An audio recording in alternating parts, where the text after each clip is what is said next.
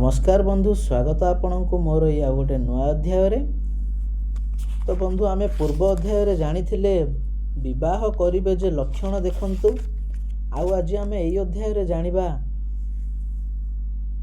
कहा साथे करिबा प्रेम। तो चलंतु बंधु डेरी न करी आमे आरंभ करिबा।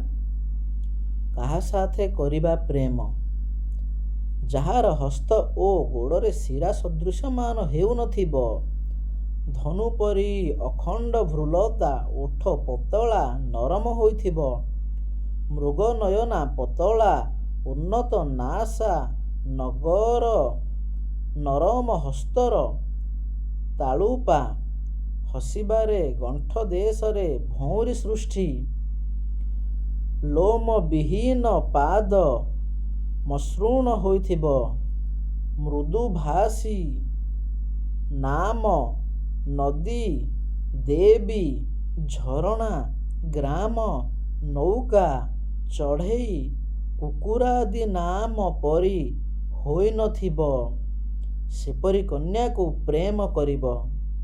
तो बंधु आज पाई एतिकी।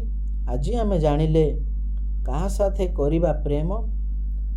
आगामी अध्याय रे जानिबा पंडित कहिले।